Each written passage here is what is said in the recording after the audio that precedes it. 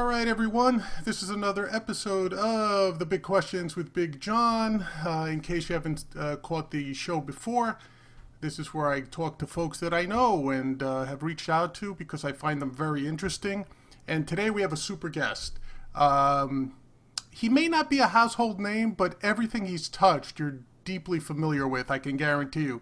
His name is Marc Hirschfeld, and he's a casting director for just about any show that you could probably recall. So I would say starting in the 70s, Mark, all the way through today, if I recall sort of your list of accomplishments. And let me just read off a couple of names here. And I actually have to read them off because they're way too, but I won't read all of them. But like you were the casting director for series like ER, Party of Five. And I think, but mainly your focus was in comedy. I see the 70s show, One Day at a Time, The Jeffersons, Alf, The Nanny, Third Rock from the Sun, The Drew Carey Show, That 70s Show, and then possibly four of my favorite comedies of all time, Married with Children, Seinfeld, Curb Your Enthusiasm, and News Radio. Things that I just loved growing up and even love to this day, and you had an intimate hand in all of those. So, Mark, welcome, and thank you for joining me today. Thanks. Just a correction. I did not cast Curb Your Enthusiasm, although I appeared in an episode. I remember you were in that episode. Yeah. Oh, okay. So I gave you too much credit, perhaps, but still involved with that show as well. So that's fantastic. So my first question in general is, what got you into casting? I mean, was it something that you always aspired to do? Is it something that you kind of somehow stumbled into? What's the story behind that? Well, actually, I stumbled into it because you don't really learn about, I was an actor in high school, a little bit in college, nothing I wanted to do professionally. And, you really didn't know what a casting director was when you're in school because, the director cast the show and then put up the notice who got what role, and that was the end of it. So I didn't realize there was such a profession. And I moved out to Los Angeles when my aspiration was after college was to be a documentary filmmaker. And I ended up moving out to Los Angeles because I had a cousin who had a couch to let me sleep on. Okay. And I started looking for a job out there. And after some short-term gigs, including working in the mailroom at Warner Brothers and, some other things like that, working as a receptionist at a radio station, I got a job as a production assistant, or we used to call it gopher, gopher coffee, right. Gopher scripts, at Norman Lear's production company, which was called Tandem Television.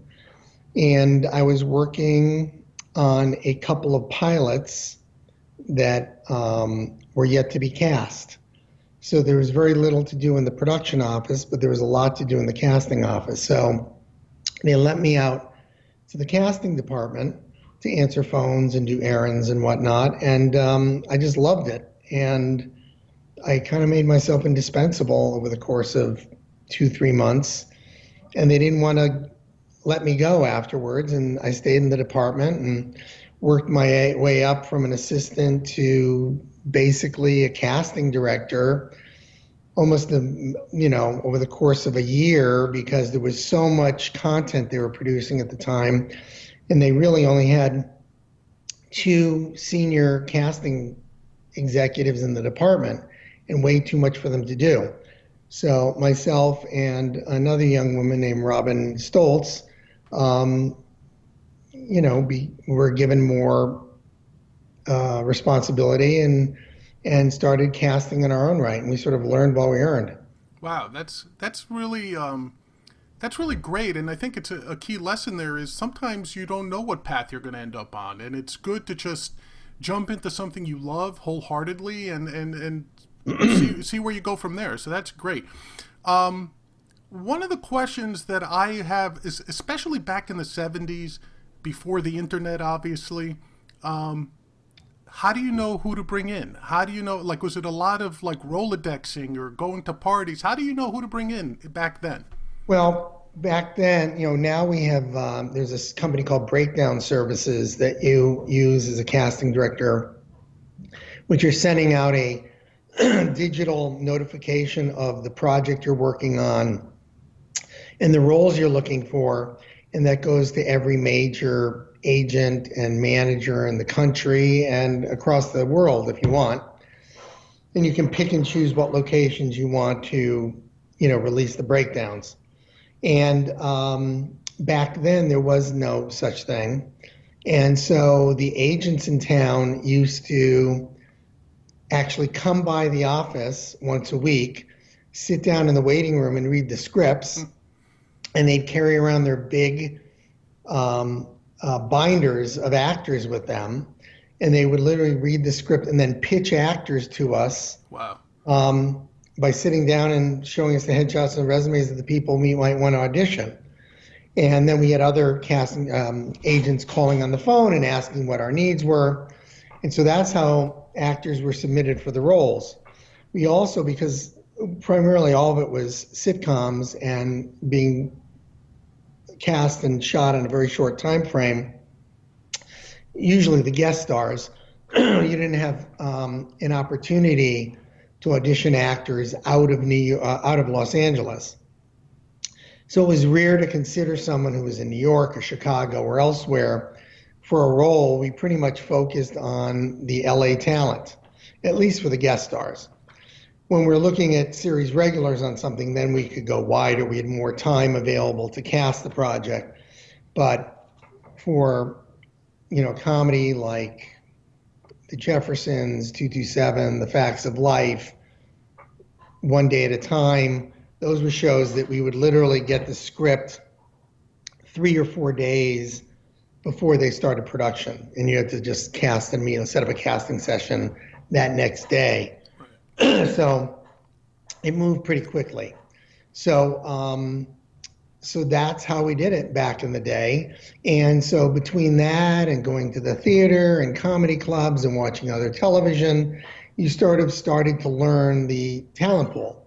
Right. And then that's how you become a good casting director, is sort of expanding your knowledge of that talent pool beyond what you're currently casting to who else is out there, and not in Los Angeles, but in other markets in the United States and Canada and Europe and, Asia and everywhere else you need to look. Wow.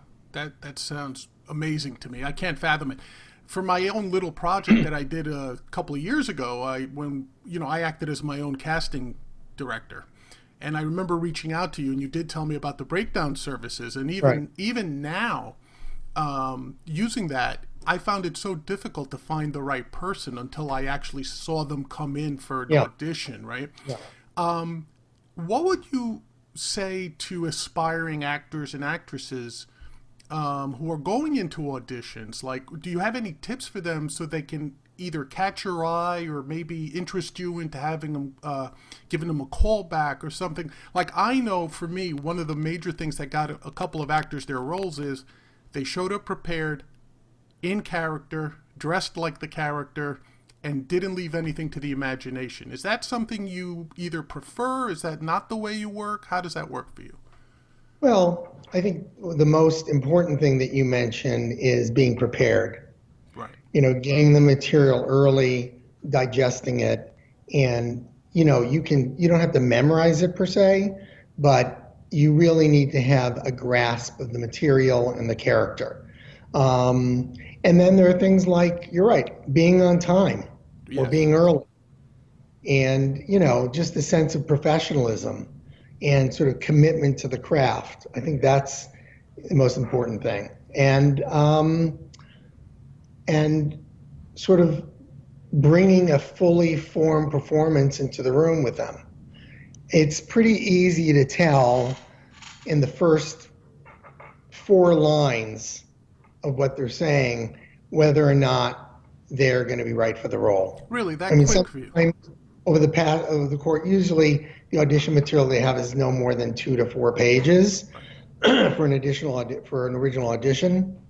For a guest star, maybe there might be a couple scenes if it's a series regular role, but I can tell within the first 4 or 5 lines if they have if they're right for the role, sort of physically, if they have a real grasp of the character and an understanding of the character, and if they have the chops.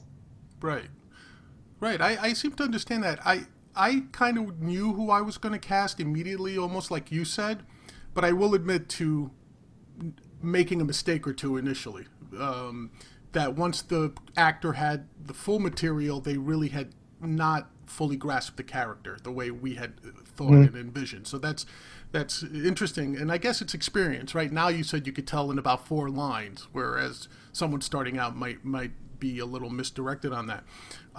Great. Oh, so one of the other things I wanted to ask you is, you were involved, if I'm not mistaken, in the recent casting for the live versions of All in the Family and the Jeffersons and Good Times, Right. which I thought was fabulous, in terms of the way it was presented and just the nostalgia associated with it as well. Was it difficult casting actors who were not, say, stage actors who are not familiar or used to being in front of a live audience, as opposed to actors who came in for sitcoms where, they get multiple takes and they get to rehearse more and more? I mean, is it a different type of person you're looking for, or is it just more straightforward? Well, the multi-camera comedy, which those are, perfect examples of, that sort of that one set living room comedy, is as close to a stage performance as you can get. Right. You are playing to both the cameras and the live studio audience at the same time. And so it's, as opposed to playing to the back of the room like you would in a stage show in a very large theater, there's an intimacy involved with the cameras, but you're also feeding off the laughter and the reactions from the audience at the same time. Right. And a lot of the blocking it's done is very similar to a stage production. So, the most important thing is we're looking for actors who were strong comedians. The second thing that made it sort of unique is these are shows that are kind of ingrained in the American television history. Yes. And George and Wheezy and Marla Gibbs' character and Archie and Edith and Meathead are there are hundreds of episodes out there. And so you're trying to find an actor who is going to bring the spirit of the original performance, but kind of make it their own. Right. And so it was a very sort of fine line to find actors that could do that, had the confidence to sort of reinvent the character in their own right without trying to, do an impersonation of Archie Bunker, but sort of capture his essence. Right. Without doing an impression.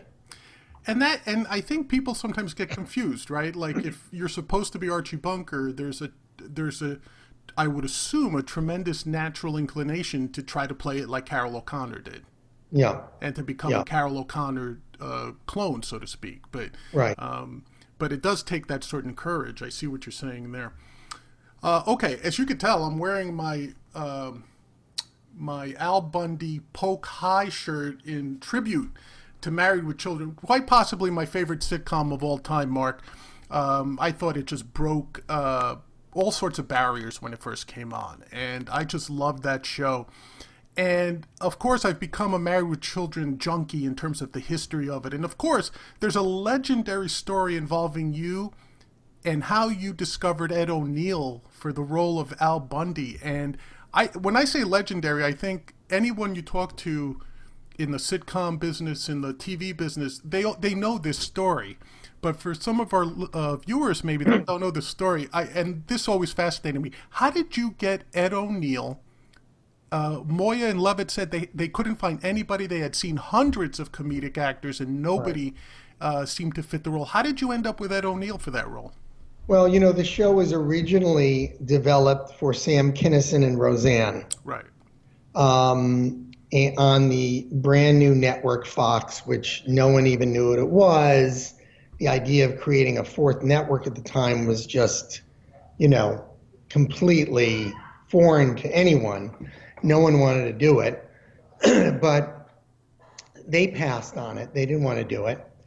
And so we just started casting. And we did see a lot of wonderful comedic actors that went through the room. It was certainly 100. I don't know about hundreds. And we were really having a hard time because these actors, and specifically for the role of Al, were coming in and they were yelling. And, you know, I had gone, you know, my family grew up, I grew up in outside Hartford, Connecticut. And my stepmom and my stepsister are back there. And every time I would go back to visit, we'd get tickets to the Hartford Stage Company and go to see a show. And it's, if you don't know it, it's one of the great regional theater companies in the United States. And there was a production of Mice and Men that was there. And this is a year before we started to cast Married with Children. So we went back, I saw the show, and an actor named Ed O'Neill, who I didn't know, was playing the role of Lenny, who's the big, sort of lovable, mentally challenged part of this duo. Right. And he blew me away. And anyway, saw the show, enjoyed it, you know, sort of kept an eye on him, but I didn't have anything specifically for him. Right. And just to be clear, Of Mice and Men is not a comedy. No, It's a no, it drama, right? So you saw him Yeah. in a very dramatic role that had no comedic overtones, really. No, none at all. None at all. And we went back and we're casting Married with Children, and we were, you know, we saw almost everyone that was submitted that was right.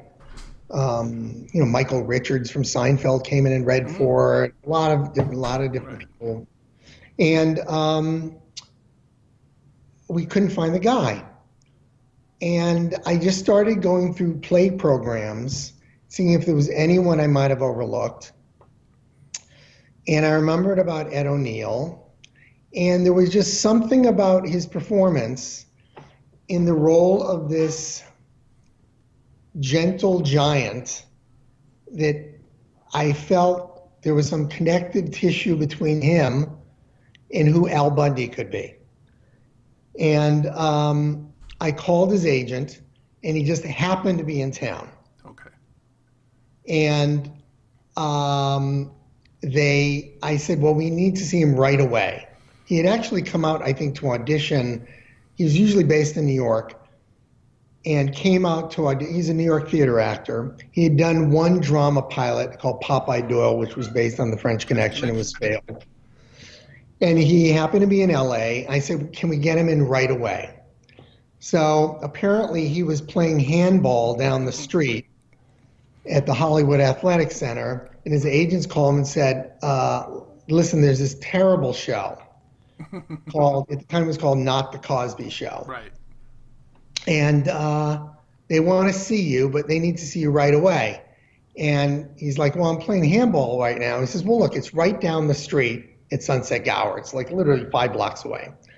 So he finished his game, and he came to the office with his gym bag, and he literally had like, I don't know, 15 minutes, 20 minutes to look at the script. But being a theater actor, he, you know, was able to absorb it relatively quickly. And he came in the room, and instead of sort of entering the room sort of ranting and raving, he came in with this defeated quality to him, because it was sort of the end of the day. He was coming home from work. And it was a take on the character that really no one to that point had done. And it was absolutely, talk about owning the role. He absolutely embodied the character and made it like his own and unique, and just blew us away. Yeah. Now, that said, there was another actor who auditioned the role that they liked as well. Okay. And who was a little more energetic, a little less tired.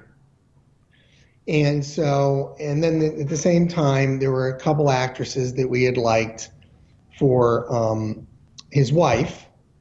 There was Katie Seagal and another wonderful actress named Nancy Lenehan. If you look her up, you'll know her immediately. She's been in dozens and dozens of TV shows. And so we wanted to test them both at Fox. It was their very first network test that they ever had. Now, a network test, for those who don't know, is you make deals with the actors, they're called test option deals, prior to them auditioning for the network, so that they've negotiated all 6 years of their contract, including what the money's going to be, and the dressing room, and the billing, and the travel, and relocation fees, everything, prior to them even stepping in the room to audition. And the reason of that is it gives us, the studio, some leverage in the negotiation, as opposed to auditioning someone saying, congratulations, you have the role, now let's make a deal. And they say, oh, I want $100,000 an episode. And you just can't do that. So when they know there's competition, it's more likely to be a deal which is more reasonable. Right. So we went to negotiate deals with Ed and the other actor and Katie and Nancy's representatives. And we closed the deals, except Ed O'Neill turned down the money. He passed. Wow. He was back in New York. He went back to New York. We wanted to fly him in to test. And he's like, and it was low money. And it was certainly more money than he ever made. But he just said, yeah, I'm not going to do it. Wow. And Levitt and Moy, the producers, were like, okay. All right, we'll just go in without him. I was like, whoa. He's the guy. We got to bring him. So I managed to convince the business affairs people that are negotiating the deal to enhance the fee a little bit. And he eventually accepted, and we flew him out. And he came in and tested for the role. Like I said, it was the first network test at Fox, because everything else was ordered to series, was sort of like, it was the George C. Scott show and all these shows with big bankable stars. And we were sort of the little show where we didn't have the stars. They were really relative unknown. They were all unknowns, really. And so we had to sort of trot them in front of Barry Diller and the new network president, Garth Ansir of Fox, and all their other executives to audition for them in person at 20th Century Fox. So we brought them in to read together. We sort of mixed and matched the two pairs of actors. Right. And everyone, let's start with the role of Peggy. wife, Peggy. Everyone loved Katie. They're like, she's the one. She's done. And all of us, except for Barry Diller, loved Ed. But he was like, I just don't see it, guys. I don't think he's a star. Wow. And, but he said, but do what you want to do. And then he left the room. So everyone was like, oh my God, what are we going to do? Well, these were 13 episode commitments, all these shows. So it wasn't a pilot like you normally do, and then another, and then it gets assessed, and then they pick up another 12 episodes.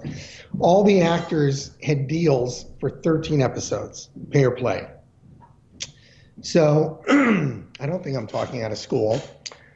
They were so nervous about Ed, they renegotiated his deal. So it was the pilot, it was episode 1, and then they had the option to pick up the other 12 episodes a week after the show was completed, so they could look at it and then make a decision. And his agents reluctantly agreed to that. So he got the role, as did Amanda Beerson, David Garrison, and we shot the episode, and the audience went nuts. I mean, the electricity in the audience was just palpable, and they like picked him up the next day. They picked up the option the next day. It was just so clear that he was the guy. Now, I will tell you, I remember we shot it, I think, right before Christmas, and maybe it was Thanksgiving. But I had the VHS tape of episode 1 of the pilot episode, and I brought it back to Connecticut with me to see my family for the holiday. And I said, okay, there's this show I'm working on. I'm really excited about it. And I want to see what you think. So I put in the VCR and I turn it on, and people watch the show and they're like, I hate it. Oh my. It's offensive. I hate them. I hate the characters, the kids.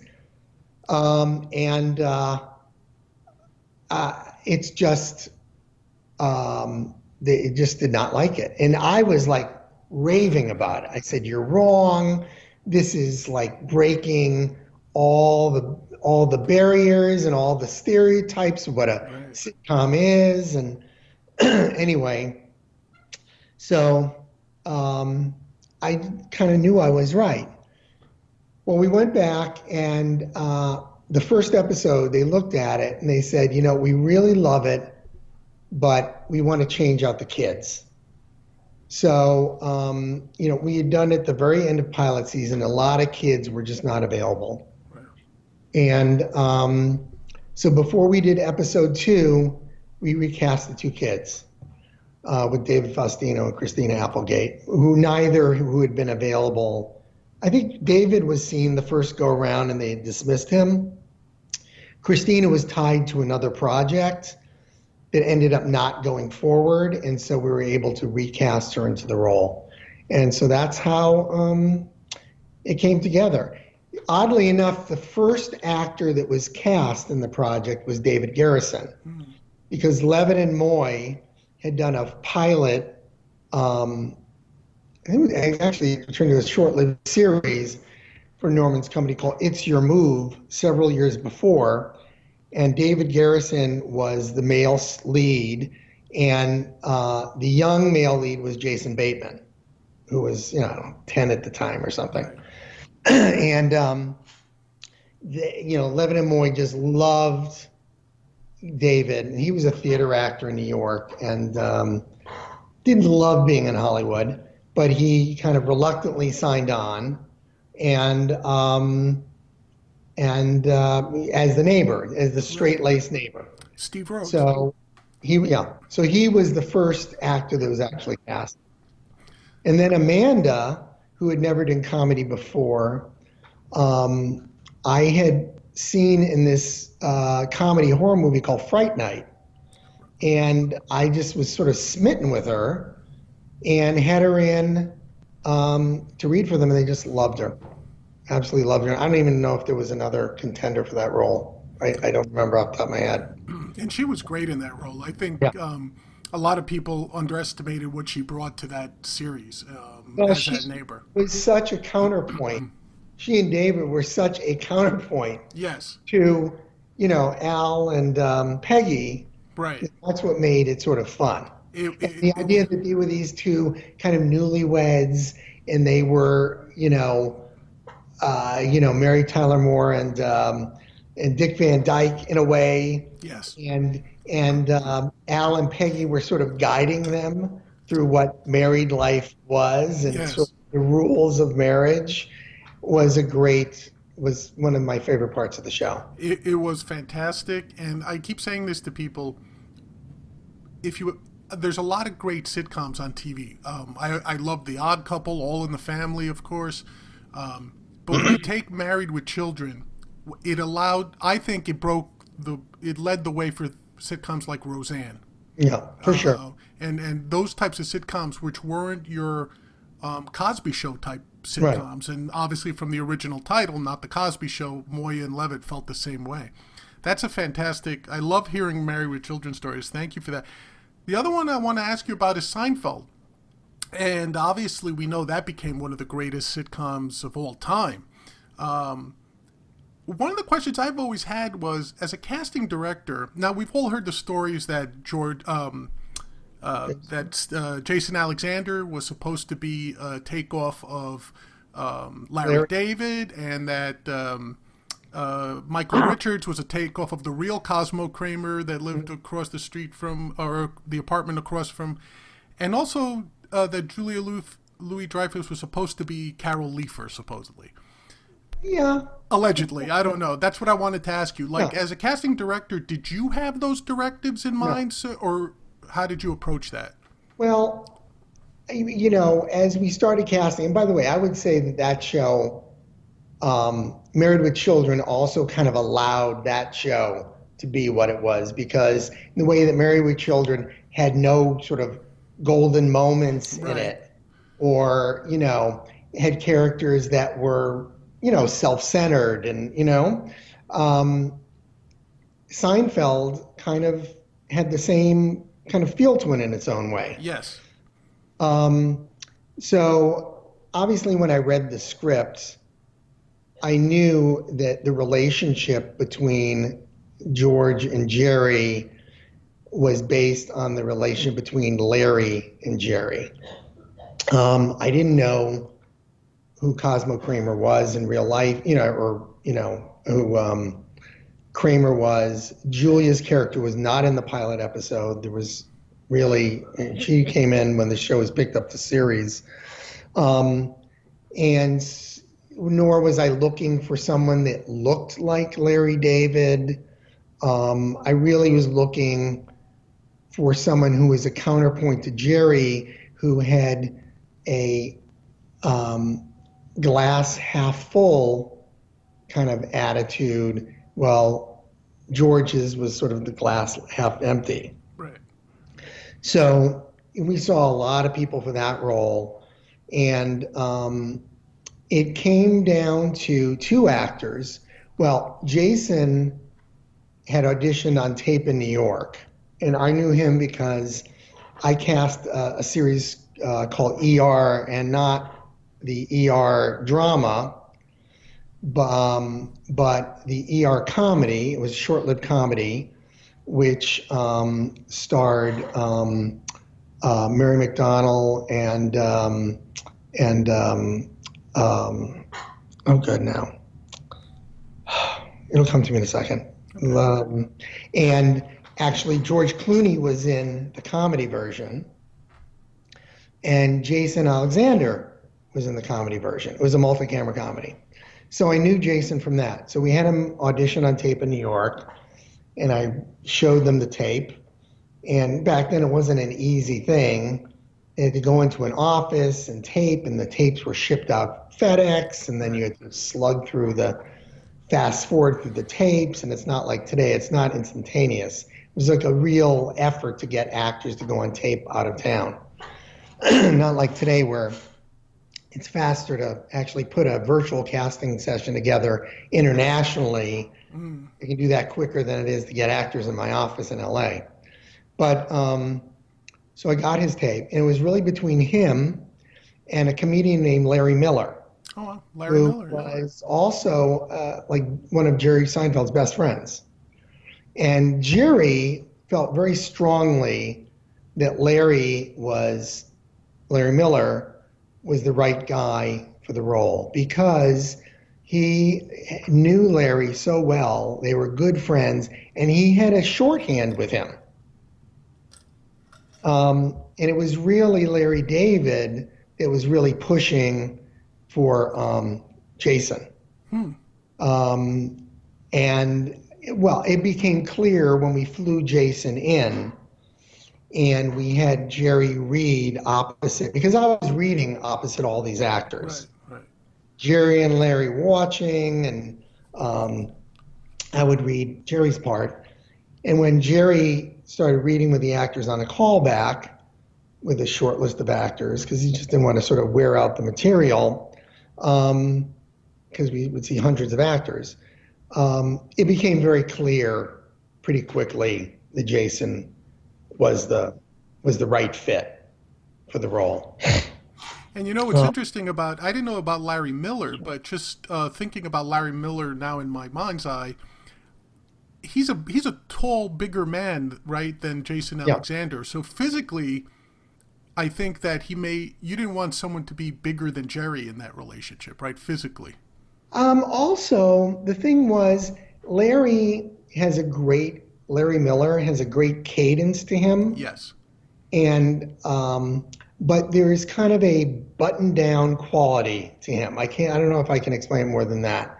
There's a formal quality to him, kind of a reserve.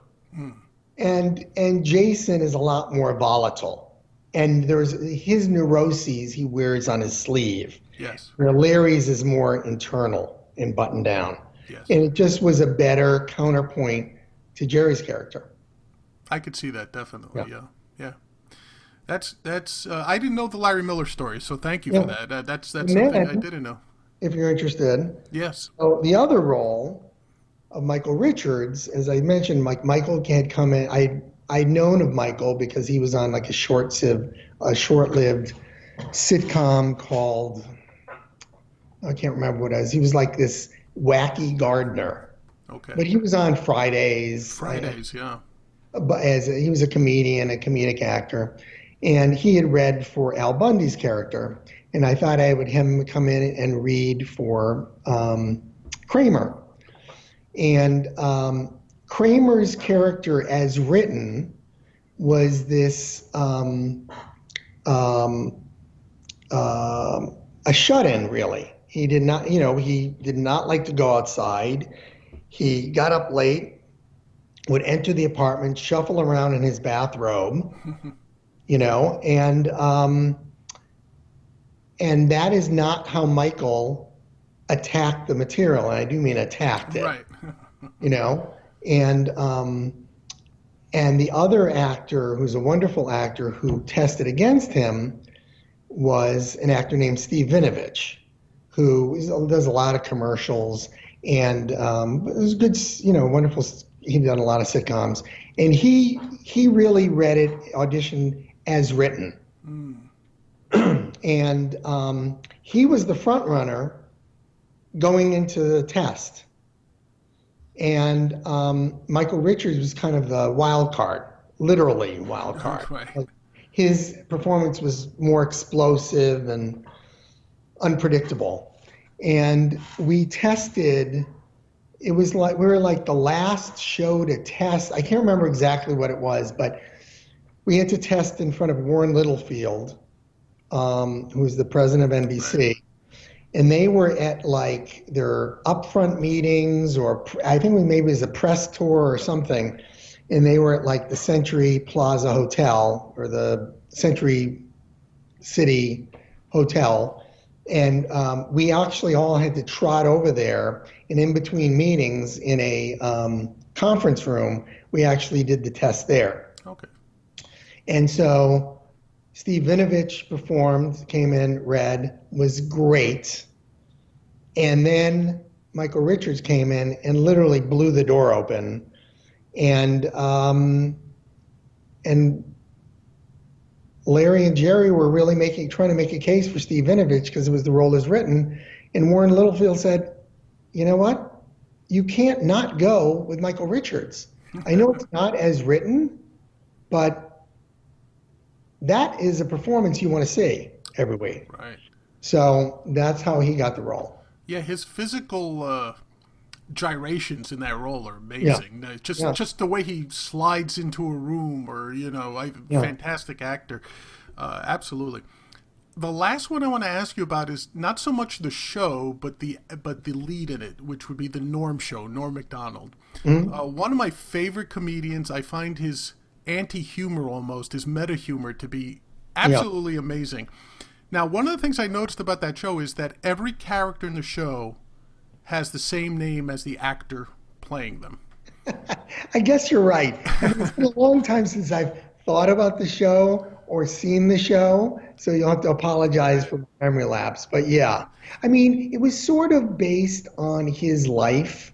Right. You know, it was Norm was the first to admit that he's not a great actor. He's not a great thespian. Right. And so, and with a lot of comedians, you write very sort of close to the vest, whether it was Gary Shandling, Jerry Seinfeld, Drew Carey, Norm. Right. You know, they know what their strengths are and they know what their weaknesses are, and so you write toward their strengths.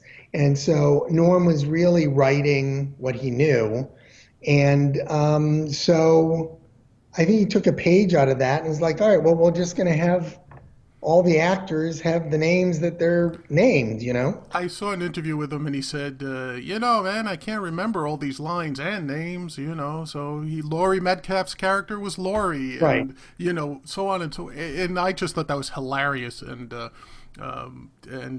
Norm seems like he comes off as sort of strange in his act.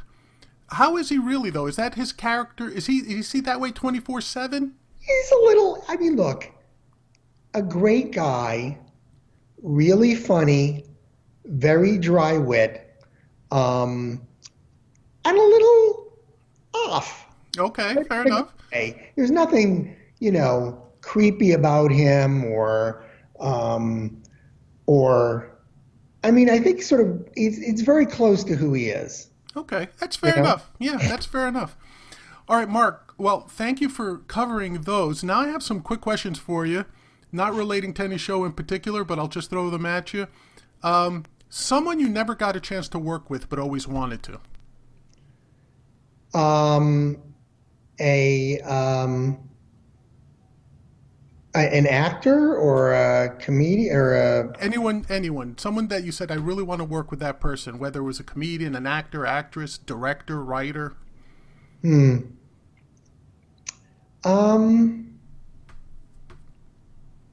Boy, I am trying to think who that would be. Now you put me on the spot. Fair enough. Uh, We could let, come back to it if you want. let me think about that one for a minute. Okay. I would say this. You know, we cast Jim Carrey in the Larry Sanders Show, and I never got to work with him personally, but I actually got to watch him on set when he did his thing on the talk show, Right. and it was you knew that you were in the presence of sort of a mad genius. Right. So I would say that's definitely one of them. Yeah. I And so respected him, his you know that explosive original comedy. The other person I would say is Robin Williams, and I got to know him a little bit when he was sort of a starting comedian in New York before Mork and Mindy, but I never really got to work with him. And once again, I was always kind of blown away by his inventiveness and genius, although I never got to know him or right. work with him the way I would have liked. Yeah, and certainly you could see similarities between Carrey and Williams Yeah. in a lot of their comedy, and I don't know about but Jim Carrey now, it's what's the HBO series Kidding that he's in Yeah. is Yeah. fantastic. Yeah. Bigger pain to work with, stand-up comedians or comedic actors? Bigger pain? Well, you know, there are actors and comedians that are lovely, Of and course. then there are ones that are temperamental or difficult. And I don't think I can point to one group of actors and say they're the troublemakers. You know what I mean? Right, I right. think I think each set have their challenges, and I think there are maybe more. How do I put this? Comedians that are not difficult, but are darker than I think stand-up comedy attracts um, more damaged souls Fair enough. than it does um, than the acting pool, I would say. That's interesting. I tend to agree with you. I think you can't be a successful stand-up comedian if you're happy in life. If you're satisfied with life, it makes it difficult to be a Yeah, stand-up comedian, yeah, I think. right. But great. Would you say it's easier to cast for comedies now or back in the 70s? And I'm referring specifically to the PC culture, the cancel culture, the social awareness that we have now because of the technology. You know, the social platforms, Right. like you said. So, do you think it's easier to cast for a comedy now, or technical issues aside, of course, now or in say when you first started in the 70s and early 80s? Well, the fact that everything that you post on social media is there in perpetuity in some way.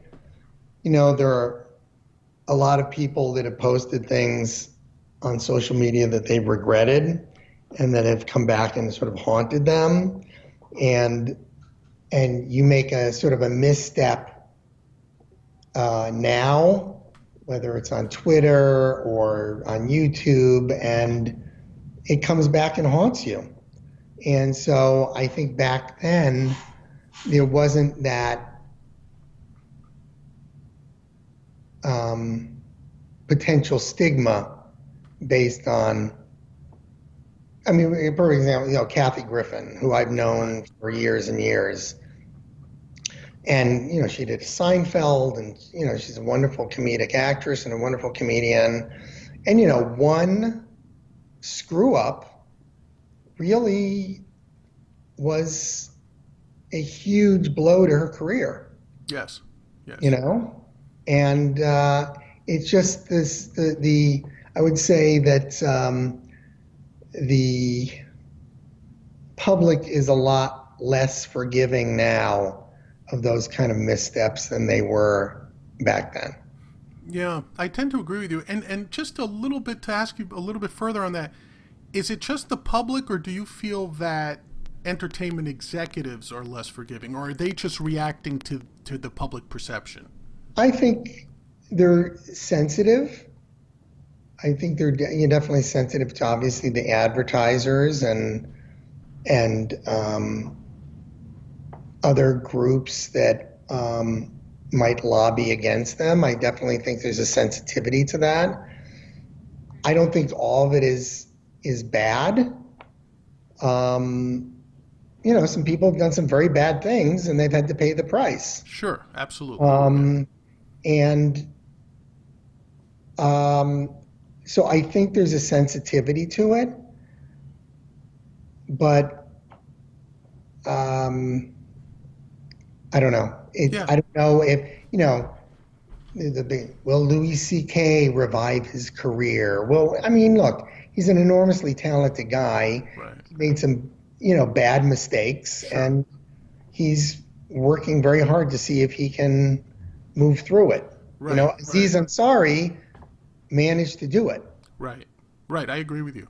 Um, and another thing about Married with Children, which on this topic was they actually were targeted Oh yeah. by Terry She made the Ricolta. show more popular though. Yes, and I was and to me at the time, what I took away from it was that they didn't and especially Fox didn't buckle under.